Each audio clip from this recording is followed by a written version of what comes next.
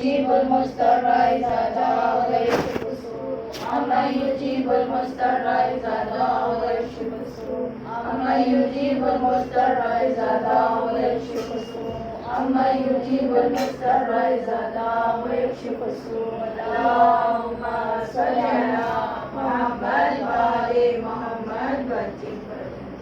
ہمارے اللہ تجھے تیرے پاک اور قدوس ناموں کا واسطہ، تیرے اسم اعظم کا واسطہ، تیرے خاص نام اللہ کا واسطہ، تیرے حبیب اور فاطمہ الزہرا کے لٹے ہوئے چمن کا واسطہ، پروردگار تجھے سید الساجدین کا واسطہ، بیمار صغرا کا واسطہ، وقت کے امام کو صحت اور سلامتی عطا فرما، اور ان کے طفیل میں ان کے تصدق سے جو بھی بیمار اور مریض ہیں، خصوصاً اس کووڈ کی وبا کے جتنے شکار ہوئے ہیں پروردگار، خصوصاً محترمہ کشور زہرا کو جلد از جلد شفائے کاملہ عنایت فرما۔ بار الہ ہم سب کو صحت عطا فرما تاکہ تا زندگی عزاداری سید الشہداء میں اور تیری عبادت میں صرف کر سکیں۔ پروردگار وقت کے امام کے ظہور میں تعجیل فرما تاکہ وہ آ کر تمام مظلومین کا خصوصاً اپنے جد اور جداہ کے ناحق بہائے گئے خون کا انتقام لے سکیں۔ غیبت کے دور میں تمام ہم و غم و آلام کو وقت کے امام سے درگزر فرما۔ غیبت کے دور میں ہم سب کو راہ راست پر رہنے کی توفیق عطا فرما۔ پروردگار ہم پروردگار زیارت معصومین علیہ السلام پر جانے کے بہت زیادہ شوقین ہیں، ہم اپنے دل میں تمنا لیے ہوئے پروردگار، لیکن اس وبا کی وجہ سے ہمارے لیے تمام راستے بند ہو چکے ہیں۔ جس طرح سے اچانک یہ وبا ہمارے درمیان آئی، اسی طرح سے اچانک پروردگار از غیر اس وبا کو ہم سے دفع فرما تاکہ ہم زیارت سید الشہداء کے لیے ان کے قبر مبارک پر اپنی حاضری دے سکیں۔ ہمارے الہ آخرت میں شفاعت حسین نصیب فرما، ہم سب کو اپنے وقت کے امام کے چہرے اقدس کی زیارت نصیب فرما، ان کے ظہور کا زمانہ دیکھنا نصیب فرما، ہم سب کو ان کے چاہنے والوں میں، ان کے منتظرین میں، حتیٰ کہ ان کے شیوع میں جگہ عطا فرما۔ بار الہ تمام مومنین اور مومنات آج رزق کی تنگی سے الجھ رہے ہیں پروردگار، ہر ایک کو حلال وسیع اور طیب رزق عطا فرما، ان کے رزق میں برکت عطا فرما۔ بار الہ اس دنیا میں اور آخرت میں ہم سب کو نمایاں کامیابی اور کامرانی عطا کر کے جناب شہزادی کونین کے سامنے روز قیامت سرخرو فرما۔ ربنا تقبل منا انک انت السمیع العلیم۔ اللهم صل على محمد وآل محمد وسلم۔ لا حول ولا قوة إلا بالله العلي العظيم۔ حسبنا الله ونعم الوكيل، نعم المولى ونعم النصير۔ الحمد لله رب العالمين، والصلاة والسلام على أشرف الأنبياء والمرسلين وخاتم النبيين، حبيبنا وحبيب إله العالمين أبي القاسم محمد۔ اللهم صل على محمد وآل محمد وعلى آله الطيبين الطاهرين المعصومين المظلومين الغرر الميامين، لا سيما بقية الله في الأرضين وحجته على الخلائق أجمعين، سيدنا ومولانا وصاحب نعمتنا وولي عصرنا مهدي هذه الأمة وطاووس أهل الجنة الحجة بن الحسن العسكري فداه أرواح العالمين۔ اللهم صل على محمد وآل محمد ولعنة الله على أعدائهم أجمعين من يوم عداوتهم إلى قيام يوم الدين۔ بسم الله الرحمن الرحيم۔ اللهم كن لوليك الحجة ابن الحسن صلواتك عليه وعلى آله في هذه الساعة وفي كل ساعة وليا وحافظا وقائدا وناصرا ودليلا وعيدا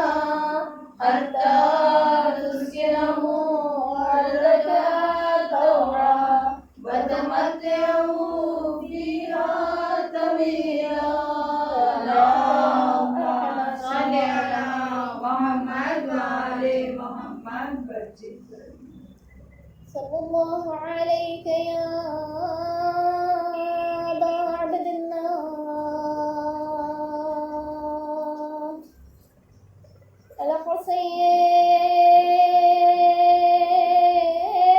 الحسین المظلوم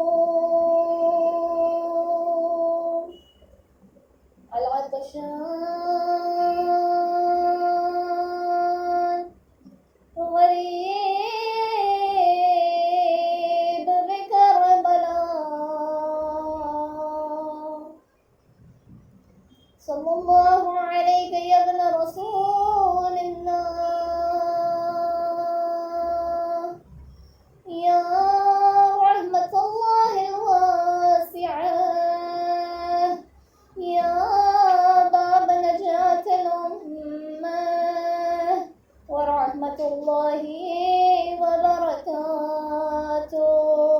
اللهم صل على محمد وآل محمد بچے أما بعد فقد قال الله تبارك وتعالى في كتابه المبين وقرآنه المجيد وقوله الحق بسم الله الرحمن الرحيم ياسين والقرآن الحكيم إنك لمن المرسلين على صراط مستقيم. درود بھیجتے ہیں محمد. اللهم صل على محمد وآل محمد بچے عزیزان محترم السلام علیکم ورحمۃ اللہ وبرکاتہ. وعلیکم السلام ورحمۃ اللہ وبرکاتہ. خداوند عالم قرآن کریم میں سورہ یاسین کی ان ابتدائیہ آیات مبارکہ میں فرما رہا ہے اپنے حبیب کو مخاطب کر کے اور قرآن حکیم کی قسم کھا کے. اور ایک مرتبہ جب مخاطب کرتا ہے تو پروردگار عالم کس طرح سے مخاطب کر رہا ہے کہ سب سے پہلے تو قسم کھا رہا ہے. خداوند عالم اس قرآن کی جو اس نے نازل فرمایا جو اس کا کلام ہے اس کی قسم کھا رہا ہے. دوسرا رسول اللہ کا مرتبہ بیان کر رہا ہے. رسول اللہ کا پوزیشن ان کا رینک جو ہے وہ بتا رہا ہے کہ آپ رسولوں میں سے یعنی رسول جو ہم بھیجا کرتے ہیں آپ ہماری طرف سے بھیجے گئے ہیں. اور پھر اس کے بعد فرما رہا ہے کہ اے حبیب خدا آپ جو ہیں صراط مستقیم پر ہیں آپ سیدھے راستے پر ہیں. یعنی اتنے جو ہمارے درمیان سے ہم نے یہ 8 مجلسوں کو مکمل کر لیا الحمدللہ. اور اس میں ہم صراط مستقیم کے سلسلے میں جو ہے روزانہ جو ہے ایک پہلو آپ کے سامنے پیش کرتے رہے, ایک جز صراط مستقیم کا آپ کے سامنے پیش کرتے رہے. آج انشاءاللہ اگر عشرہ مجالس کے لحاظ سے دیکھا جائے تو یہ آخری مجلس ہوگی جس میں فضائل اور مسائل بیان کیے جائیں گے, ورنہ کل جو ہے مقتل کا بیان ہوگا. کل صرف مسائل بیان کیے جاتے ہیں. اتنی تیزی سے یہ ایام ہمارے درمیان سے گزر گئے ہم بیوی کو جو ہے فرصہ بھی نہ دے سکے. لیکن پھر بھی ہم خداوند عالم کی شکر گزار ہیں کہ اس نے ہمیں جو ہے ایک ایسا ماحول عطا فرما دیا جہاں ہم بیٹھ کر ایک دوسرے کو دیکھ کر ایک دوسرے کو فرصہ دے پا رہے ہیں. ورنہ کتنے ایسے لوگ ہیں جو آج بھی صرف آن لائن مجالس کے ذریعے سے جو ہے اپنے آپ کو مطمئن کرنے کی بیوی کو فرصہ دینے کی کوشش کر رہے ہیں. خداوند عالم ہر ایک کے فرصے کو اپنی بارگاہ میں قبول فرمائے. ہر ایک کی کاوشوں کو, ہر ایک کی مشقتوں کو. ہم کوئی مشقت نہیں کر سکتے, ہم کوئی عزاداری نہیں کر سکتے. یہ خداوند عالم کی توفیق ہوتی ہے کہ ہمیں عزاداری کرنے کی توفیق عطا فرماتا ہے. رسول اللہ کو مخاطب کر کے فرما رہے کہ آپ صراط مستقیم پر ہیں. اور یہ ہم نے بات جو ہے ثابت کر دی کہ جس جہاں پر بھی رسول اللہ ہوں گے وہ صراط مستقیم بن جاتا ہے. چاہے آسمانوں میں ہو, چاہے زمین پر ہو, چاہے بازاروں میں ہو, چاہے ممبر پر ہو, چاہے مصلی پر ہو, جہاں رسول ہے وہ صراط مستقیم ہوگا, وہ سیدھا راستہ ہوگا. بس رسول خدا اپنے حبیب کو مخاطب کر کے فرما رہا ہے والتین والزیتون وطور سینین وہذا البلد الامین کہ پروردگار جو ہے طور اور سینا کی قسم کھا کے کہہ رہا ہے, پہاڑوں کی قسم کھا کے کہہ رہا ہے, اور زیتون کی قسم والزیتون وطور سینین زیتون کی قسم کھا کے کہہ رہا ہے وہذا البلد الامین یعنی یہ کون سا شہر ہے, کون سا امانت دار شہر ہے جس کا تذکرہ خداوند عالم کر رہا ہے. تو ظاہری طور پر اگر ہم دیکھنے جائیں تو تفسیروں میں ملتا ہے یہ مکہ شہر کی بات ہو رہی ہے، مکہ مکرمہ. لیکن مکرمہ آخر بنا کب یہ مکہ شہر تو پہلے سے آباد تھا. جب تک رسول خدا نہ آئے تھے اسے صرف مکہ کہہ کر پکارا جاتا تھا. خانہ کعبہ تھا، لوگ طواف کے لیے آیا کرتے تھے، دور دراز کے ممالک سے آیا کرتے تھے، لیکن اسے کبھی مکرمہ کہہ کر نہیں کہا جاتا تھا. بس پروردگار فرما رہا ہے اے میرے حبیب، اے میرے نبی، جب سے آپ کی ولادت یہ ہوئی یہاں پر، تب سے یہ مکہ جو ہے وہ مکہ مکرمہ بن گیا، جس کا اکرام کیا جاتا ہے، جس کی عزت ہے، جس کا احترام ہے. پروردگار عالم کیا فرما رہا ہے کہ رسول خدا جو ہے ان کا ایک لقب ہوا کرتا تھا امین. رسول خدا ابھی رسول نہیں بنے تھے، ابھی نبی نہیں بنے تھے، 40 سال کے بعد انہیں پروردگار نے جو ہے نبوت کا درجہ عنایت فرمایا. ظاہراً نبوت 40 سال میں ملی ہے، ورنہ باطنی طور پر تو وہ نبی ہی تھے. لیکن 40 سال کے عرصے میں رسول نے اخلاق کا وہ بہترین مظاہرہ کیا کہ لوگوں نے انہیں امین کا لقب دے دیا. اتنے امانت دار تھے، ان کے اوپر تانے ضرور کرتے تھے، ان کو کبھی جو ہے کہا کرتے تھے آپ جو ہے آپ کے اوپر جنات آ گئے ہیں وغیرہ وغیرہ، ہر طرح کے الزام لگایا کرتے تھے. لیکن انہیں جو ہے امین کہہ کر اور صادق کہہ کر بلایا کرتے تھے.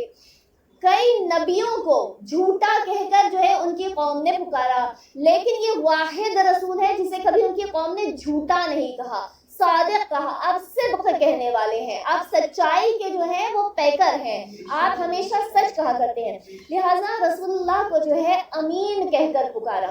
بس پروردگار عالم نے کہا کہ اب آپ جب مکہ شہر میں پیدا ہو گئے ہیں تو اب یہ مکہ شہر بھی بلد الامین بن گیا ہے، یہ جو ہے امانت دار شہر بن گیا ہے.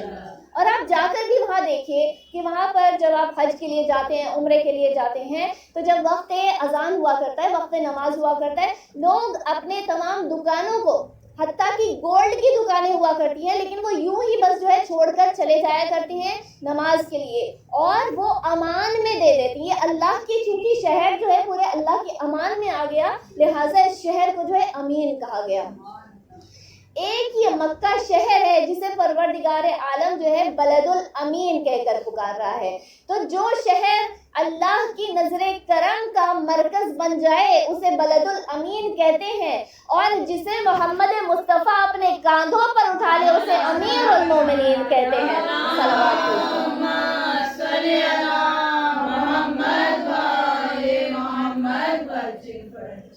سورہ جمعہ، جس میں اللہ تعالیٰ اپنے حبیب کو مخاطب کر کے بتا رہا ہے کہ میں نے تمہارے درمیان رسول کو کیوں بھیجا. یسبح للہ ما فی السماوات وما فی الارض الملک القدوس العزیز الحکیم هو الذی بعث رسولا فی الامیین منهم یتلو علیہم آیاتہ ویزکیہم ویعلمہم الکتاب والحکمہ. یعنی کہ یہاں پر رسول کی ڈیوٹیز بیان کر رہا ہے. کیا ہے رسول کی ڈیوٹی؟ یتلو علیہم آیاتہ، ان کے اوپر وہ اللہ کی نشانیوں کو پڑھ کر سناتا ہے، یعنی اللہ کی آیات کریمہ جو نازل ہوا کرتی تھی، رسول کا کام یہ ہے کہ لوگوں تک پہنچا دے ان آیات کریمہ کو. دوسری ڈیوٹی کیا بیان کی؟ وَيُزَكِّيهِمْ، اور ان کو پاک کرتے ہیں، ان کے نفس کا تزکیہ کرتے ہیں، تزکیہ نفس کے ذمہ دار ہیں. اچھا، ہمارے اندر جو ہے نفس جو ہوتی ہے، جسے ہم میں کہتے ہیں، وہ اپنی نفس کی طرف اشارہ کرتے ہیں کہ یہ جسم تو بدلتا رہتا ہے لیکن نفس وہی رہتی ہے. تو نفس جو ہے اس کے تزکیہ کرنے کے سلسلے میں ہمارے پاس بہت ساری روایتیں آئی ہیں کہ اس کو جو ہے اپنی اصلاح کر کے اس کو پاک و پاکیزہ کرتے رہو. نفس کیسی ہوتی ہے؟ نفس 3 طرح کی قرآن کریم میں بیان کی گئی. ایک نفس امارہ، ایک نفس لوامہ، اور ایک نفس مطمئنہ. اچھا، مطمئنہ کا سٹیج وہ ہوتا ہے جو بہت ہی مشکل سے حاصل ہو پاتا ہے. اگر کسی کو حاصل ہوا تو خداوند عالم نے سید الشہداء کو مخاطب کر کے فرمایا یا ایتھا النفس المطمئنہ، اے وہ نفس جسے اطمینان آ گیا. لیکن نفس امارہ اور نفس لوامہ یہ ہر انسان کے پاس ہوا کرتا ہے. نفس امارہ کیا ہوتی ہے؟ امارۃ بالسوء، برائی کی طرف راغب کرتی ہے، ہر غلط چیز کی طرف راغب کرتی ہے. یہ نفس جو ہے آپ دیکھیں گے اکثر جو ہے شیطانی وسوسوں میں آ کر بہک جاتی ہے، شیطان ورغلا دیتا ہے، اور یہ نفس جو ہے ہمیشہ برائی کی طرف راغب کرتی ہے. بس پروردگار عالم نے اس برائی سے بچنے کے لیے ہمیں نفس لوامہ والا سٹیج عطا کیا ہے، نفس لوامہ والا مرحلہ عطا کیا. لوامہ جو ہم کو جو ہے کچوٹے، ہم اگر کسی برائی کے مرتکب ہو جائیں، کسی گناہ کے مرتکب ہو جائیں تو یہ نفس فوراً ہم کو آ کر ٹوک دے گی، نہیں یہ برا ہے، یہ ایسا کرنا اچھا نہیں ہے۔ چوری کرنے کے لیے ہاتھ بڑھے فوراً روک دے گی، چوری کرنا اچھی چیز نہیں ہے۔ جھوٹ بولنے کے لیے زبان آگے بڑھے تو زبان کو فوراً جو ہے آ کر روک دیتی ہے، نہیں یہ تم جھوٹ بول رہے ہو، یہ غلط چیز ہے۔ غیبت کرنا چاہے انسان روک دے آ کر۔ تو تمام برائیوں سے جو نفس ہمیں روکتی ہے اسے لوامہ کہا جاتا ہے۔ اور نفس امارہ کا کام کیا ہوتا ہے؟ نفس امارہ انسان کو توڑ کے رکھ دیتی ہے، نفس امارہ انسان کو مایوس کر دیتی ہے۔ نفس امارہ کہتی ہے کہ آج ہماری دولت اگر ختم ہو جائے گی تو پھر کل کو ہمارا کیا ہوگا۔ کہتی ہے کہ اگر آج ہماری صحت خراب ہو جاتی ہے تو یہ ہمیں جو ہے پکار کر کہنے لگتی ہے کہ تمہاری آج صحت خراب ہو جائے گی، اب کیا ہوگا تمہارا، تمہاری صحت بگڑ گئی ہے، کیا ہوگا تمہارا۔ یعنی مایوسی کی طرف جو راغب کرتی ہے وہ نفس امارہ ہوتی ہے۔ اس نفس امارہ کی چپیٹ میں آگے لوگ ڈپریشن کی طرف بڑھ جاتے ہیں۔ منفی خیالات جو آتے ہیں یہ نفس امارہ کی بنا پر ہوتا ہے، جہاں پر بہت زیادہ شیطان جو ہے وسوسہ کرنے لگتا ہے اور ہم جو ہے منفی خیالات کی طرف جو ہے بڑھتے چلے جاتے ہیں۔ نفس لوامہ کا کام کیا ہے؟ وہ ہمیشہ پازیٹیو چیزیں ہم کو بتائے گی، مثبت چیزیں ہم کو بتائے گی، کہے گی کہ اگر آج کو دولت ختم ہو جانے والی ہے تو کل وہ تو ہے جس نے تمہیں کل بھی دولت دی تھی وہی تمہیں کل بھی دولت دے گا، جس نے رزق جو تم کو آج رزق پہنچا رہا ہے وہی تمہیں کل رزق پہنچائے گا۔ یہ جب صحت بگڑ جاتی ہے تو کہتی ہے کہ اگر آج صحت بگڑ گئی ہے تو کل وہ تو موجود ہے جو تمہیں شفایاب کرے گا۔ وہ خداوند عالم کی طرف جتنا انسان خدا سے قریب ہوتا ہے نا اتنا زیادہ پازیٹیو سوچتا ہے، اتنا زیادہ پازیٹیوٹی آتی ہے اس کے ذہن میں۔ تو یہاں پر یہ نفس لوامہ کا کام ہے۔ خواہشات ہماری کیسی ہوتی ہیں کہ خواہشات انسان کو ڈبو کر رکھ دیتی ہیں۔ اسی لیے معصوم فرماتے ہیں جو اپنی خواہشات کا غلام بن جاتا ہے وہ جانوروں سے بدتر ہو جاتا ہے۔ کیوں؟ کیونکہ جانوروں کو صرف خواہشات سے مطلب ہے اور کسی چیز سے مطلب نہیں، لیکن پھر بھی جانوروں میں جو ہے کچھ ایسا ضمیر پایا جاتا ہے کہ جب کوئی برائی ہوتی ہے تو برائی کی طرف نہیں بڑھتے، جبکہ اللہ نے انہیں عقل نہیں دی ہے، نہیں نوازا ہے۔ اور انسان کے لیے فرمایا کہ جو خواہشات کا غلام ہو جاتا ہے وہ جانوروں سے بدتر ہو جاتا ہے، اور جو خواہشات کو قابو میں کر لیتا ہے اور عقل کا غلام ہو جاتا ہے تو یہ فرشتوں سے بہتر ہو جاتا ہے۔ جو عقل کا غلام ہوتا ہے وہ فرشتوں سے بہتر ہو جاتا ہے۔ بس معصومین علیہ السلام نے ہمیں جو ہے ہدایت دے دی کہ تم جو ہے عقل کے غلام بن جاؤ، عقل کی راہ پر پیروی کرنا شروع کر دو۔ تو انسان جو خواہشات کے غلام ہو جاتے ہیں ان کو فرق نہیں پڑتا کہ ہم کہاں سے کھا رہے ہیں، ہم حلال کھا رہے ہیں، حرام کھا رہے ہیں۔ حلال بھی سامنے آتا ہے وہ بھی کھا لیتے ہیں، حرام سامنے آتا ہے وہ بھی کھا لیتے ہیں۔ میں اپنے لفظوں کو بدل کر آپ کے سامنے وہ چیز پیش کروں جو آپ کو لطف دے گی کہ جب خود کا باغ ہوتا ہے تو اس سے بھی کھا لیتے ہیں، فاطمہ کا باغ ہوتا ہے تو اس سے بھی کھا لیتے ہیں۔ ایک دشمنان اہل بیت پر امیر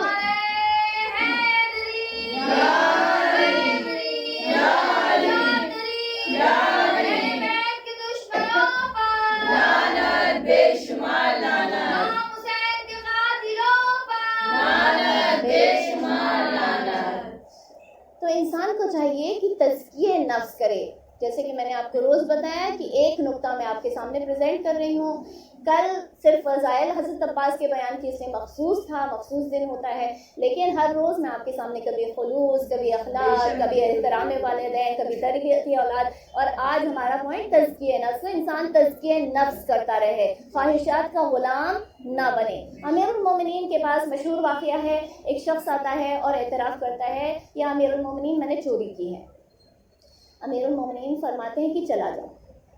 وہ دوبارہ جو ہے اس بات کا اعتراف کرتا ہے۔ جب 3 مرتبہ اقرار کر لیتا ہے تو امیر المومنین فرماتے ہیں کہ اب مجھے تجھے سزا دینی ہوگی، اس لیے تو نے 3 مرتبہ اقرار کر لیا ہے۔ وہ کہتا ہے مولا میں اسی لیے آیا تھا تاکہ آپ مجھے سزا دیں، میں نے چوری کی ہے، مجھے احساس ہے، مجھے پشیمانی، آپ مجھے سزا دیجیے۔ امیر المومنین قنبر سے کہتے ہیں کہ جاؤ قنبر میری تلوار لے کر آؤ۔ قنبر تلوار لے کر آتے ہیں، امیر المومنین سے کہتے ہیں شخص اپنا ہاتھ بڑھا، کسی تاریخ میں لکھا ہے کہ قنبر سے کہتے ہیں، کسی تاریخ میں لکھا ہے خود کرتے ہیں، اور پھر اسے جب ہاتھ آگے بڑھاتا ہے تو اس کی جو ہے انگلیوں کو قلم کر دیتے ہیں، اس کی انگلیاں جدا ہو جاتی ہیں۔ وہ اپنی انگلیوں کو اپنے ایک دامن میں سمیٹتا ہے اور اس کے بعد جو ہے وہاں سے امیر المومنین کا شکریہ کہتے ہوئے وہاں سے چلا جاتا ہے۔ راستے میں ہوتا ہے، وہ امیر المومنین کے فضائل پڑھتا ہوا جا رہا ہوتا ہے، راستے میں ایک منافق مل جاتا ہے، ابن کوا۔ یہ منافق بن جاتا ہے، جیسے ہی دیکھتا ہے کہ اس کی امیر المومنین نے انگلیاں کاٹی ہیں، ویسے بھی نفاق بھرا ہوا تھا، لہٰذا اب جو ہے تانے دینا شروع کرتا ہے، ارے علی نے تمہاری انگلیاں کاٹ دی، تم اتنے بڑے محب علی کے، تم اتنی محبت کرنے والے علی کے، اور علی نے تمہاری انگلیاں کاٹ دی۔ اگر محب تھے تو کم از کم تمہیں جو ہے آزاد کر دیتے، تمہیں جو ہے سزا نہ دیتے، عذاب نہ کرتے تمہارے اوپر۔ تو یہ جو ہے اس کے بدلے میں جواب دیتا ہے کہ اے ابن کوا سن، میرے مولا جو ہے وہ حق ہے، میرے مولا جو کرتے ہیں وہ حق ہے، اس لیے کہ رسول نے فرمایا تھا کہ علی مع الحق و حق مع علی، حق علی کے ساتھ ہے، علی حق کے ساتھ ہے، لہٰذا وہ جو کرتے ہیں وہ حق ہوتا ہے، اور جب انصاف کرتے ہیں تو وہ اپنے اور پرائے کے بیچ میں فرق نہیں کرتے ہیں۔ یہ ہے امیر المومنین کے انصاف کا معیار، جس نے انہیں جو ہے ابن ملجم اور معاویہ کی تلوار کا نشانہ بنا دیا۔ برداشت ہی نہیں ہوا امیر المومنین کا انصاف، لہٰذا جب یہ کہتا ہے تو لوگ جو ہے بازاروں میں ہوتے ہیں، وہ سن رہے ہوتے ہیں، وہ جا کر امیر المومنین کو خبر کرتے ہیں، یا امیر المومنین آپ نے تو اس سے سزا دی، اس کی انگلیاں کاٹ دی، لیکن یہ تو آپ کے قصیدے پڑھتا چلا جا رہا ہے، آپ کی فضیلتیں بیان کرتا چلا جا رہا ہے۔ امیر المومنین فرماتے ہیں ایسی بات ہے، اسے واپس میرے پاس لایا جائے۔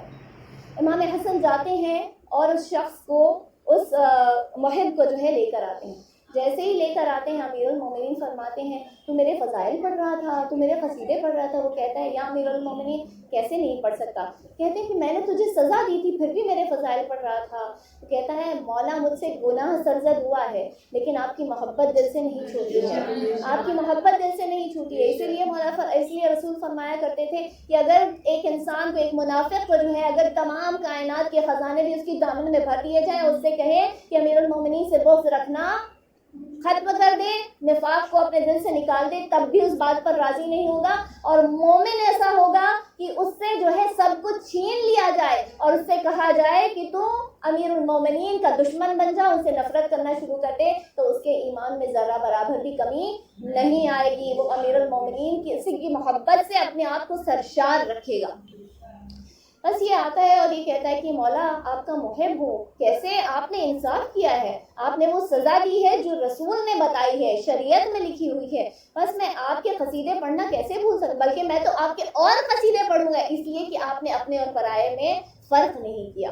امیر المومنین یہ سنتے ہیں، کہتے ہیں کہ ایسی بات ہے، اچھا ایک چادر لائی جائے، ایک رومال لایا جائے۔ رومال لایا گیا، اس شخص سے کہا کہ اپنے ہاتھوں کو زمین پر رکھ یا میز پر رکھ، جو بھی وہ چیز تھی، اور پھر اس کے بعد اس کی انگلیوں کو جو ہے اس کے ہاتھوں سے لگاتے، ایک مرتبہ اس کے اوپر رومال رکھتے ہیں، اپنا ہاتھ رکھتے ہیں، پروردگار عالم سے دعا کرتے ہیں، رومال کو ہٹاتے ہیں تو ہر ایک دیکھتا ہے کہ اس کی انگلیاں اس کے ہاتھ میں اسی طرح سے جڑ چکی ہیں جیسے کٹنے سے پہلے ہوا کرتی تھی۔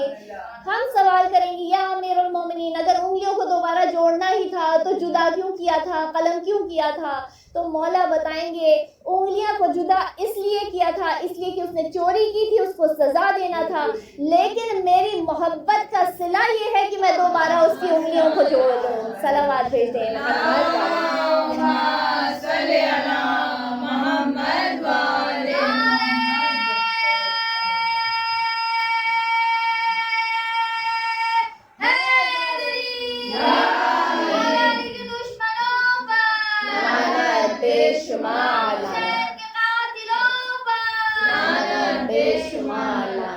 جب انسان گناہ کرتا ہے تو اسے چاہیے کہ فوراً اس کی توبہ کر لے۔ کیوں؟ کیونکہ انسان گناہ کرے گا، اس پر پشیمان نہیں ہوگا، شرمندہ نہ ہوگا، تو یہ گناہ جو ہے انسان کو ایک روز ایمان کے دائرے سے باہر کر دے گا۔ انسان یہ سوچتا رہے گا میں تو بڑا مومن ہوں، میں تو بڑا محب ہوں، میں تو بڑی کنیز ہوں در اہل بیت کی، لیکن گناہوں کا اثر ایسا ہوگا کہ انسان کو جو ہے امیر المومنین قبول کرنے کو تیار نہ ہوں گے، جناب سیدہ قبول کرنے کو تیار نہ ہوں گی۔ اسی طرح سے جیسے جسم میں اگر کوئی زخم آتا ہے، اس زخم کو فوراً بھرنا ہوتا ہے، اس زخم کو فوراً ٹریٹ کرنا ہوتا ہے، نہیں ٹریٹ کرتے تو وہ ناسور بن جاتا ہے اور آخرکار کینسرس ہو جاتا ہے، تو انسان کے پورے بدن میں زہر پھیلا دیتا ہے۔ اسی طرح سے گناہ کے لیے اگر توبہ نہیں کی جاتی تو یہ گناہ جو ہے آگے بڑھ کر انسان کے پورے ایمان کے لیے کینسر بن جاتا ہے۔ ایک شخص رسول اللہ صلی اللہ علیہ وسلم کی خدمت میں آتا ہے، اور کہنے لگتا ہے کہ یا رسول اللہ میری بیوی بڑی نیک ہے، میری بیوی ایسی ہے کہ جب میں گھر سے باہر جاتا ہوں تو مجھے دروازے تک چھوڑنے کے لیے، خدا حافظ کرنے کے لیے آتی ہے، اور جب میں دوبارہ اپنے دن کے کام سے روزی روٹی کما کر اپنے قصبے معاش کر کے میں لوٹتا ہوں تو یہ دروازے پر استقبال کے لیے آ جاتی ہے۔ پھر فرماتا ہے کہ جب بھی میں کبھی پریشان ہوتا ہوں، کبھی میرا چہرہ مرجھایا ہوا ہوتا ہے تو فوراً میرے پاس آتی ہے اور کہنے لگتی ہے اگر تم دنیا کی وجہ سے پریشان ہو تو پریشان نہ ہو، اس لیے کہ جس نے تمہیں یہ دنیا عطا کی ہے، اگر رزق کی تنگی ہے تو جس نے تمہیں یہ دنیا عطا کی ہے وہ ہمیشہ ہمیشہ رہنے والا ہے، وہ کہیں نہیں جانے والا، وہی تمہاری دنیا کی حفاظت فرمائے گا۔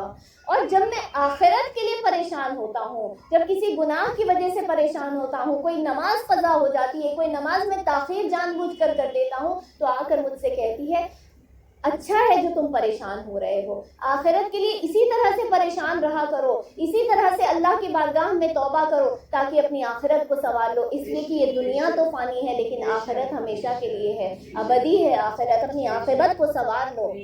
رسول اللہ جب یہ سنتے ہیں تو فرماتے ہیں کہ اللہ تعالیٰ کے اس زمین پر کچھ نوکر ہیں جو اس نے معین کر رکھے ہیں، اپنے کچھ نوکر معین کر رکھے ہیں، اور جان لو اے شخص یہ جو تمہاری زوجہ ہے ان نوکروں میں سے ایک ہے، اللہ تعالیٰ کی اتنی پسندیدہ ہے، ان نوکروں میں سے ایک ہے، اور جان لو کہ جب اس کا انتقال ہوگا تو اسے خداوند عالم شہید کا درجہ عنایت فرمائے گا، کیونکہ یہ خواتین کا مجمع ہے، لہٰذا کچھ اپنی زندگی میں ہم کچھ درس لینے کی کوشش کریں کہ ہمیں جو ہے شوہروں کے ساتھ کیسا سلوک کرنا ہے، کیسے ایک زوجہ کو ہونا چاہیے کہ اللہ خود کہے کہ یہ میری بندی ہے، یہ میری کنیز ہے اور اسے شہید کا درجہ میں عنایت فرماؤں گا۔ ایک صلوات پڑھ دیں محمد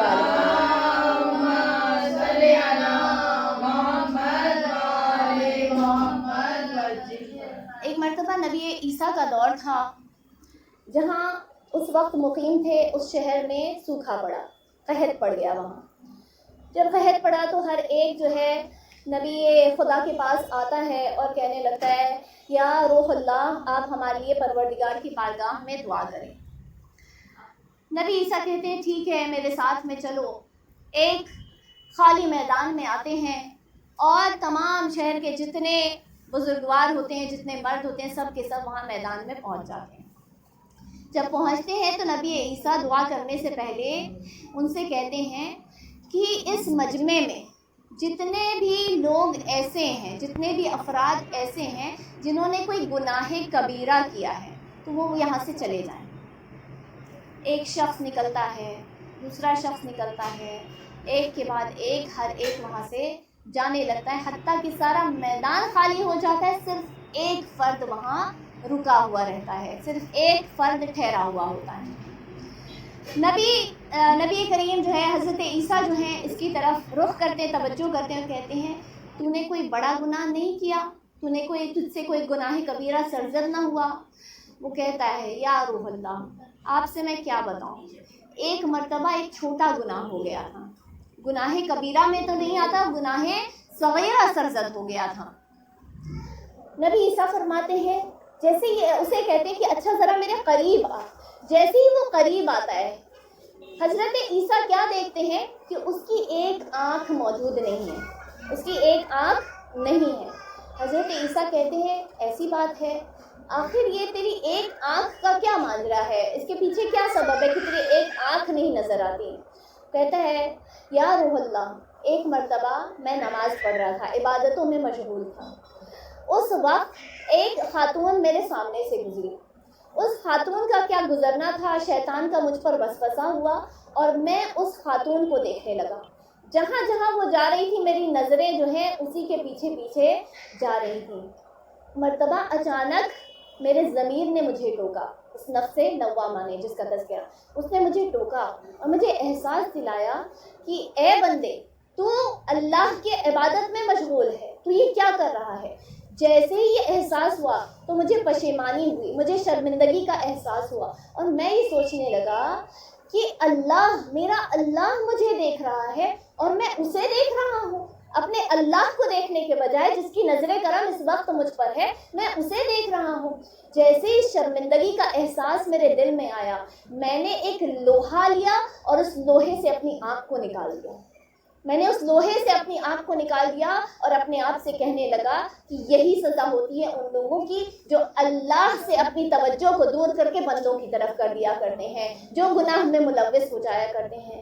نبی عیسیٰ فرماتے ہیں تو نے کیا بہترین توبہ کی, بس پروردگار کی بارگاہ میں تیری دعا جو ہے اور توبہ جو ہے وہ قبول ہوئی. اے شخص میں یہاں پر دعا نہیں کرتا, تو دعا کر میں آمین کہوں گا, تو دعا کر میں آمین کہوں گا. اس شخص نے دعا کی اور اس شخص کی دعا پر نبی خدا نے آمین کہی اور بادل جو ہے آسمان میں نظر آنے لگے. ایک مرتبہ بارش ہونے لگی. ایک صلوات بھیج دیں محمد اللہم صلی علی محمد وعلی محمد.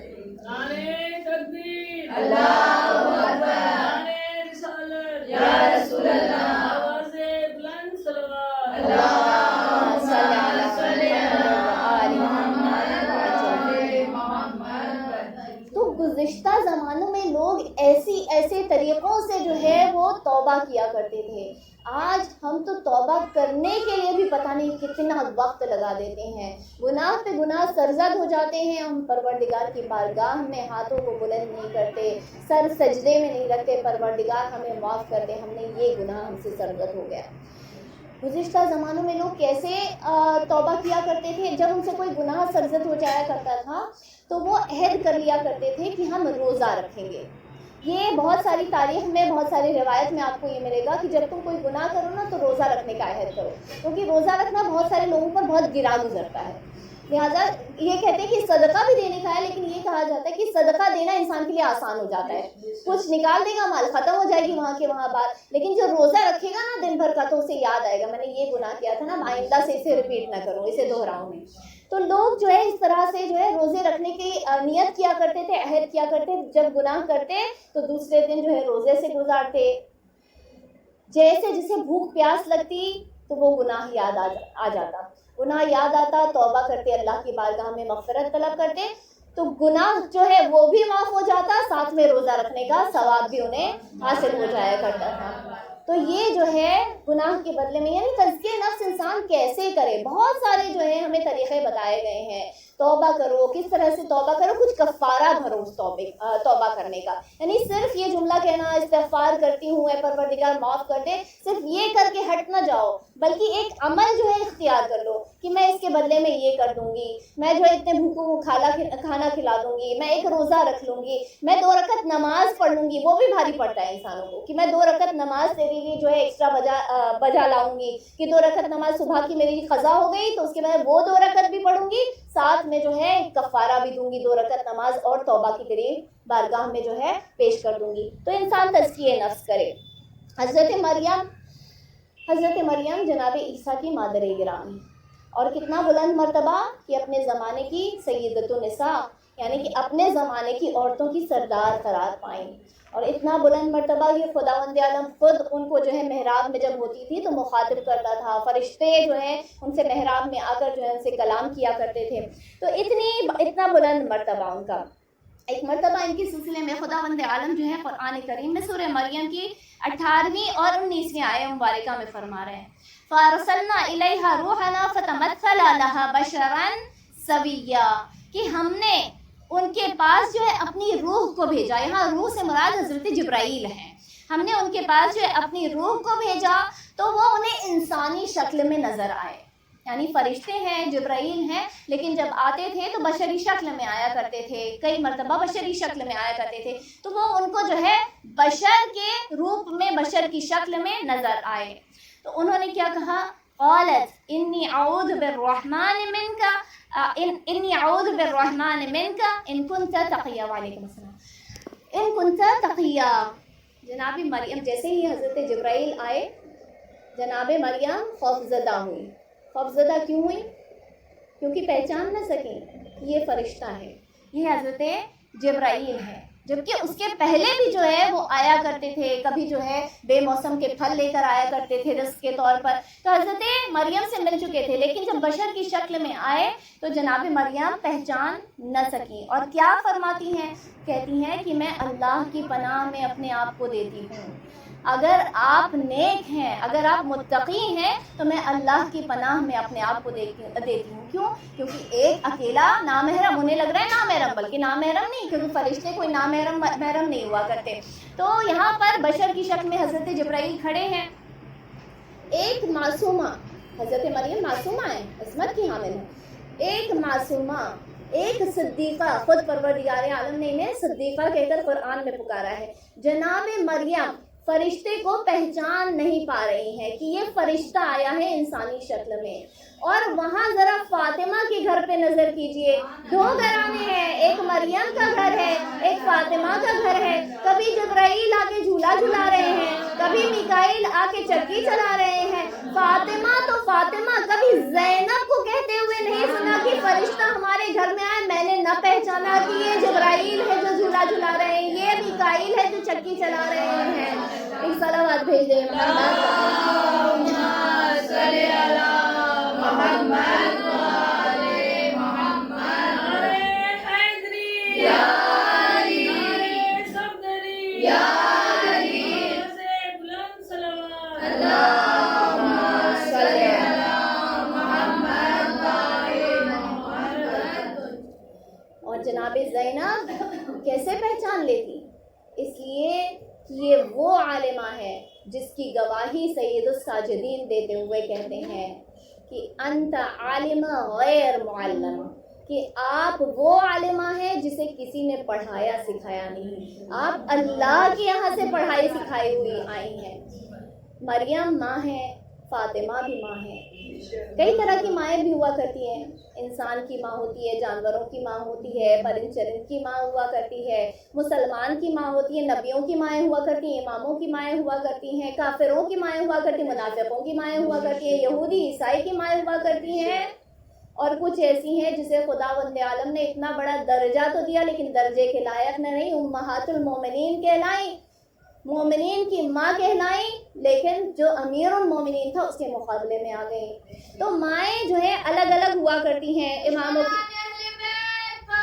لعنت بے شمار لعنت، مولانا کے دشمنوں پر لعنت بے شمار لعنت۔ تو یہاں پر ایک نبی کی ماں، ایک رسول کی ماں، حضرت عیسیٰ اولو العزم روح اللہ، بنا والد کے پیدا، جسے اللہ نے معجزہ کے طور پر بنا کر اس دنیا میں بھیجا، کائنات میں بھیجا، ایک نبی کی ماں زینب کا تقابل نہیں کر سکتی، فاطمہ کی بیٹی کا تقابل نہیں کر سکتی، تو کہاں دنیا کی وہ کون سی ماں آ گئی جو زینب کی ماں فاطمہ الزہرا کا مقابلہ کرنے لگی؟ صلی اللہ محمد والے محمد وجل۔ اچھا، حضرت جبرائیل آئے کس لیے تھے جناب مریم کے پاس میں؟ وہ کیا کہتے ہیں؟ انما انا رسول ربک۔ جب جناب مریم کو خوف محسوس ہوا تو وہ کیا کہتے ہیں؟ میں آپ کے پروردگار کا بھیجا ہوا رسول ہوں، یعنی پیغام لے کر آیا ہوں، اس طرح کا رسول نہیں جو ہم 313 رسول کہتے ہیں، لیکن میں آپ کے پروردگار کا بھیجا ہوا قاصد ہوں، پیغام لے کر آیا ہوں۔ لِأَهَبَ لَكِ غُلَامًا زَكِيًّا، اسی کے آگے 20ویں آیہ مبارکہ ہے جس میں کیا کہہ رہے ہیں حضرت جبرائیل؟ تاکہ میں آپ کو ایک پاک و پاکیزہ فرزند عطا کر سکوں۔ کیا کہہ رہے ہیں؟ تاکہ میں آپ کو پاک و پاکیزہ فرزند عطا، کون کہہ رہا ہے؟ جبرائیل کہہ رہے ہیں، میں آپ کو پاک و پاکیزہ فرزند عطا کر سکوں۔ یہاں پر حضرت جبرائیل ہے پروردگار، فرزند عطا کرنے والا تو ہے، بیٹے عنایت کرنے والا، بیٹیاں عنایت کرنے والا، اولاد عنایت کرنے والا تو ہے۔ یہاں حضرت جبرائیل کی اتنی جرات آ کر کہہ رہے کہ میں آپ کو جو ہے پاک و پاکیزہ پاکیزہ غلام عطا کروں، یہ پروردگار کا قول نہیں ہے، حضرت جبرائیل کا قول ہے، لِأَهَبَ لَكِ، میں آپ کو جو ہے ایک پاک و پاکیزہ غلام عطا کر سکوں۔ وہاں امام حسین کی تاریخ میں آئیے، ان کے زمانے میں آئیے، جب ایک مرتبہ ایک راہب آتا ہے اور راہب جو ہے اولاد کا رسول سے سوال کرتا ہے، رسول امام حسین سے کہتے ہیں اے بیٹے تو اس کے جو نصیب میں جو ہے کوئی اولاد نہیں ہے، وہ امام حسین فرماتے ہیں میں نے اسے ایک بیٹا دیا، ایک مرتبہ وہ شکریہ کہتا ہے، جزاکم اللہ کہتا ہے، ایک مرتبہ 2 بیٹے دیے، 3 بیٹے دیے، کرتے کرتے 7 بیٹے دیے۔ آج دنیا جو ہے اس پر شک کرتی ہے، اس انسیڈنٹ کو، اس واقعے کو مشکوک سمجھتی ہے، لیکن کبھی حضرت جبرائیل کے قول پر غور نہ کیا۔ لیکن جبرائیل وہ ہے جو ایک بیٹا عطا کرتے ہیں، حسین وہ ہے جو کہ 7 بیٹے عطا کر دیتے ہیں۔ صلوات بھیجتے ہیں۔ حسین یاد زندہ باد، حسین یاد زندہ باد، عزیز یاد مردہ باد، اہل بیت کے دشمنوں پہ لعنت بے شمار لعنت۔ جب جناب مریم نے یہ سنا کہ مجھے جو ہے بیٹا عطا کیا جا رہا ہے، لرزنے لگی، کانپنے لگی۔ لوگ کیا کہیں گے؟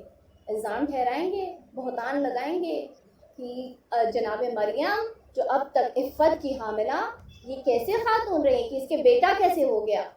وہ کہتی ہیں جب لرزنے لگی تو وہ گرنے لگی، جیسے ہی گرنے لگی حضرت جبرائیل نے آگے بڑھ کے تھام لیا۔ تو جیسا کہ میں نے آپ کو بتایا کہ فرشتوں میں کوئی نامحرم نہیں ہوا کرتا، ان کے ویسے بھی خواہشات نہیں ہوا کرتی، صرف عقل ہوتی ہے ان کے پاس میں۔ تو انہوں نے آگے بڑھ کے انہیں پکڑ لیا۔ ہم کہیں گے کہ اے جبرائیل اگر گر رہی تھی تو کیا اس میں فرق پڑ جاتا؟ اگر گر جاتی، ان کو جو ہے بے ہوشی کا عالم میں اگر وہ پڑ جاتی ہیں، افاقے میں، غش کے افاقے میں چلی جاتی تو کیا ہو جاتا؟ آپ نے آگے بڑھ کر کیوں پکڑا؟ تو جبرائیل جواب دیتے ہیں، یہ تاریخ میں نقل ہے، جبرائیل جواب دیتے ہیں اگر میں حضرت مریم کو آگے بڑھ کے نہ پکڑتا، جبکہ خداوند عالم نے انہیں معصومہ بنایا، انہیں صدیقہ بنایا، تو مجھے فرشتوں کی جماعت سے نکال دیا جاتا۔ معلوم یہ ہوا کہ جو ایک معصوم کو، جو ایک صدیقہ کو اگر وہ گرے، اسے تھام نہ لے تو اسے فرشتوں کی جماعت سے باہر نکال دیا جائے گا، اور جو درِ بطول پر آ جائے اور اس کے اوپر جلتا ہوا دروازہ گرا دے، وہ کیسے مسلمانوں کی جماعت میں رہ جائے گا؟ دشمن لعنت بے شمار لعنت، لعنت بے شمار، لعنت بے شمار لعنت۔ جناب مریم اور حضرت عیسیٰ کے لیے اس لیے آج ان کا تذکرہ زیادہ ہے کہ تزکیہ نفس میں حضرت عیسیٰ کا بہت بڑا کمال ہے۔ حضرت مریم انہوں نے تزکیہ نفس کیسے اپنے آپ کو باعفت رکھا، اتنے مردوں کے درمیان رہ رہی تھیں، ایک ٹیمپل میں، ایک مندر میں جو ٹیمپل کہا جاتا تھا اس وقت میں، تو وہاں اکیلی خاتون جو ہے جس کو حضرت زکریا جو ہے لاک کر کے جایا کرتے تھے، تالا ڈال کے جایا کرتے تھے، لیکن کبھی جو ہے ان کے اوپر، ان کی عزت پر آنچ نہ آئی۔ با عفت خاتون، اپنے نفس کو ایسے پاک و پاکیزہ رکھا۔ تو یہاں پر جو ہے حضرت مریم، ان کے لیے خداوند عالم کیا فرما رہا ہے؟ مل مسیح ابن مریم الا رسول، مسیحا ابن مریم یعنی حضرت عیسیٰ ابن مریم کچھ نہیں ہے سوائے رسول کے، صرف رسول ہیں، اللہ کے بھیجے ہوئے رسول ہیں۔ وَأُمُّهُ صدیقہ، اور ان کی ماں صدیقہ ہیں۔ کانا یاکلان الطعام، تو آپ آرڈر دیکھیے اس کا۔ خداوند عالم سب سے پہلے حضرت عیسیٰ ابن مریم کے رسول ہونے کے بارے میں بتا رہا ہے، اس کے بعد بتا رہا ہے کہ ان کی ماں جو ہے مادر گرامی حضرت مریم وہ صدیقہ ہیں، پھر فرما رہا ہے دونوں جو ہے کھانا کھایا کرتے تھے۔ اے پروردگار، یہ عجب طریقہ ہے تیرے جملوں کا انتخاب کرنے کا، وہ کھانا کھاتے تھے تو حضرت مریم صدیقہ ہو گئی۔ یعنی ہم یوزلی ایسے ہی کرتے ہیں، جب کوئی ایک چیز کو بیان کرتے ہیں اس کے بعد میں اس کی وجہ لکھتے ہیں، تو پروردگار حضرت مریم صدیقہ ہیں، وہ دونوں کھانا کھایا کرتے تھے، اس میں کون سی عجیب بات ہے، اس میں کون سی خاص بات ہے؟ تو خداوند عالم بڑھ کے ہمیں جواب دیکھا، وہ عام کھانا نہیں کھایا کرتے تھے، ان کے لیے جنتوں سے کھانا آیا کرتا تھا، جنت سے رزق آیا کرتا تھا ان کے لیے۔ تو جس کے لیے جنت سے رزق آ جائے، خداوند عالم اسے صدیقہ کہہ کر پکارے، اور جس کے در کی روٹیاں لینے کے لیے فرشتے آ جائیں، وہ کیسے صدیقہ اور معصومہ نہیں ہو سکتی ہے؟ اللہم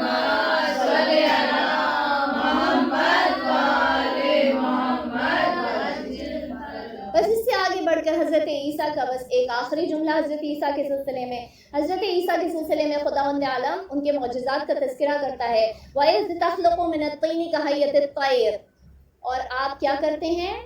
مٹی سے ایک پرندے کی شکل بنا دیتے ہیں، پھر اس میں پھونک مارتے ہیں اور وہ میری اجازت سے ایک زندہ پرندہ ہو کے اڑ جاتا ہے، پرواز کر جاتا ہے. یہ حضرت عیسیٰ کا معجزہ تھا. مٹی بے جان چیز، اس کو وہ زندگی عطا کر دیا کرتے تھے. حضرت عیسیٰ اللہ کی اجازت سے زندگی عطا کر دیا کرتے تھے. جو چہرہ ان کا اپنا تھا، جو زبان ان کی اپنی تھی، حضرت عیسیٰ کے لیے آپ نے کبھی نہیں سنا، بس یہ سنا کہ حضرت عیسیٰ کا چہرہ، حضرت عیسیٰ کی زبان. جس کا چہرہ اپنا ہو، جس کی زبان اپنی ہو، وہ تو بے جان چیز کو زندگی عطا کر دے، تو پھر اس کا کیا کہنا جس کے لیے خداوند عالم نے فرمایا اس کا چہرہ وجہ اللہ، اس کی زبان لسان اللہ. اگر وہ مردے کو زندگی دے دے تو اس میں کون سی بڑی بات ہے، اس میں کون سی مشکوک بات ہے؟ ایک صلوات بھیجتے ہیں.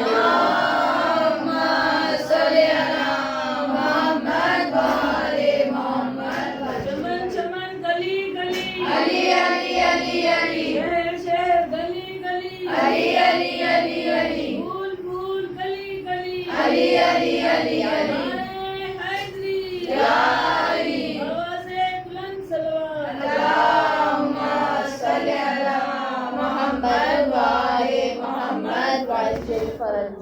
بس عزاداران محترم، یہ ایک علی تھے اور حسین کے ایک لال کا نام علی. علی اکبر کہہ کر پکارا تھا. 18 سال کے تھے. 9 محرم آ گئی. آج ہم اس فخر یوسف کو یاد کرتے ہیں، ہم فخر عیسیٰ کو یاد کرتے ہیں. اچھا، میں روز آپ دیکھتے ہوں گے کہ آپ کو میں تاریخ بیان کرتی ہوں. تاریخ تو ہر ایک کو معلوم ہے نا. آج 8 محرم آ گئی، آج 9 محرم ہے، ہر ایک کو معلوم ہے. آپ نے اکثر دیکھا ہوگا کہ ذاکرین روز جو ہے تاریخوں کا تذکرہ کرتے ہیں اپنی مجلس میں. کیوں کرتے ہیں؟ یہ احساس صرف عاشور قریب ہے، آپ کا امام تنہا ہو جائے گا، آپ کا امام وہاں صدائے استغاثہ بلند کرنے والا ہے. آپ کے امام کے مددگار بہت مختصر ہیں. اپنی اصلاح کر لے، اپنے اعمال کو درست کر لے. کل کو جب وہ سید الشہداء پکاریں گے نا، الا حل من ناصر ینصرنا، تو ان کی آواز پر لبیک کہنے کے لیے تیار ہو جائے. اسی لیے تاریخوں کا تذکرہ کیا جاتا ہے. بس آج ایک شب رہ گئی عزیزوں، بس ایک شب کی مہلت ہے. کل یہ جو شب، یہ گھرانہ جو آباد تھا، کل ویران ہو جائے گا. کل زینب برباد ہو جائے گی، کل زینب لٹ جائے گی، اپنے نازوں کے پالے علی اکبر کو کھو چکی ہوگی کل زینب. جانتے یہ فخر یوسف جو شبیہ رسول ہوا کرتا تھا، آج اس کے مسائل پڑھنے، آج اس کے مسائل بیان کرنے. ایک مرتبہ جب لٹا ہوا قافلہ بازاروں سے گزر رہا تھا تو ایک عورت نے جب حضرت علی اکبر کے چہرے کو دیکھا تھا تو دیکھ کر یہ کہتی تھی کاش کی اس کی ماں مر گئی. ایک مرتبہ جناب زینب نے چلا کے کہا اے خاتون وائے ہو تجھ پر، کیوں اس کے ماں کے مرنے کی دعائیں کر رہی ہے؟ وہ خاتون کہتی ہے اتنا روشن چہرہ، اتنا چاند سا چہرہ جسے دیکھ کر ہم برداشت نہیں کر پا رہے، اس کی ماں نے اس کی شہادت کو کیسے برداشت کیا؟ جزاکم اللہ خیر. پروردگار مجھے طاقت دینا، میرے سینے میں اتنی طاقت دینا کہ میں شبیہ پیغمبر کے مسائل پڑھوں.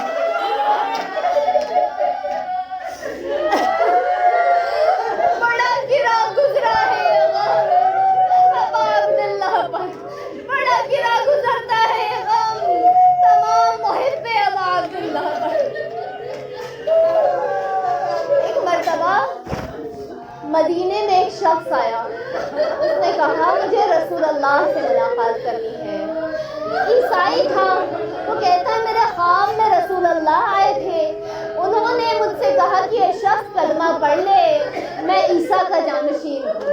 وہ میرے خواب میں آئے، میں مسلمان ہونے آیا ہوں۔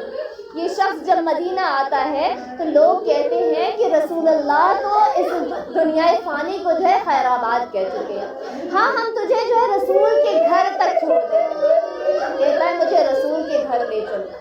جب رسول کے گھر داخل ہوتا ہے، ایک مرتبہ امام حسین کا زمانہ ہوتا ہے، ان کی امامت کا زمانہ ہے۔ امام حسین کو سلام کرتا ہے، امام سلام کا جواب دیتے ہیں، بیٹھ جاتا ہے، گفتگو کرتا ہے، بتاتا ہے خواب میں رسول اللہ آئے تھے، میں اسلام قبول کرنے آیا ہوں، میں رسول سے ملاقات کرنا چاہتا ہوں۔ امام سوال کرتے ہیں شخص اگر تو رسول کو حقیقت میں دیکھ لے گا تو پہچان جائے گا؟ کہتا ہے یا ابن رسول اللہ بالکل پہچان لوں گا، وہ چہرہ میرے نظروں کے سامنے چھایا ہوا ہے، میں بالکل پہچان لوں گا۔ ایک مرتبہ امام حسین اپنے لال علی اکبر سے کہتے ہیں بیٹا ذرا نقاب ڈال کے سامنے۔ حضرت علی اکبر سامنے آتے ہیں، امام فرماتے ایک بار پھر سوچ لے، رسول کو دیکھے گا پہچان لے گا؟ وہ کہتا ہے بالکل پہچان لوں گا یا ابن رسول اللہ۔ ایک مرتبہ حضرت علی اکبر کے چہرے سے نقاب کو ہٹاتے ہیں، وہ شخص حیرت سے اس چہرے کو دیکھنے لگتا ہے، چہرے علی اکبر کو دیکھنے لگتا ہے، ایک مرتبہ چہرے کے بوسے لینا شروع کرتا ہے، ایک مرتبہ گریہ کرنا شروع کرتا ہے۔ ہاں میں نے انہیں ہی اپنے خواب میں دیکھا تھا، یہی میرے خواب میں آئے تھے، کہتے کہتے روتے روتے غش کے افاقے میں پڑ جاتا ہے، غش کھا کر گر پڑتا ہے۔ مرتبہ کچھ دیر بعد جب غش سے افاقہ ہوتا ہے، امام حسین سوال کرتے ہیں اے شخص کیا ہوا؟ کہتا ہے یہی تو میرے خواب میں آئے تھے۔ مولا فرماتے ہیں کہ نہیں، وہ میرے نانا تھے، یہ شبیہ رسول، یہ میرا لال علی ہے، اسے علی اکبر کہہ کر پکارا جاتا ہے۔ پھر اس شخص کے کہتے ہیں کہ اے شخص اگر تیرے پاس اس جیسا کوئی بیٹا اس کے کانٹا چبھ جاتا تو تجھے کیسا لگتا ہے؟ وہ کہتا ہے مولا اگر ایسا بیٹا ہوتا کانٹا چبھ جاتا میں برداشت نہ کر پاتا، ارے میں برداشت نہ کر پاتا، میں غش کھا کے گر پڑتا۔ مولا آپ نے دیکھا کہ میرا کیا حال ہوا اسے دیکھ۔ امام فرماتے ہیں اے شخص سن، تو نے اب تک کلمہ نہیں پڑھا لیکن تو نے اس کے چہرے کو دیکھا، غش کھا کے گر پڑا، لیکن سن ارے وہ روز بھی آئے گا جب یہی امت رسول ہوگی، میرے نانا کا کلمہ پڑھنے والی ہوگی، جنگ کے میدان میں علی اکبر کو بھیجوں گا، سینے میں کوئی ملعون برچھی مارے گا، نیزے کو کھینچے گا، برچھی کا پھل ٹوٹ جائے گا۔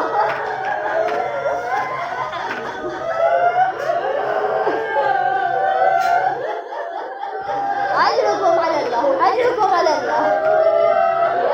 بس آخری روز ہے، بس آخری روز ہے، کل عاشور کا سما ہوگا، کل عاشور کا سما ہوگا، علی اکبر نہ رہیں گے، شبیہ رسول نہ ہوں گے۔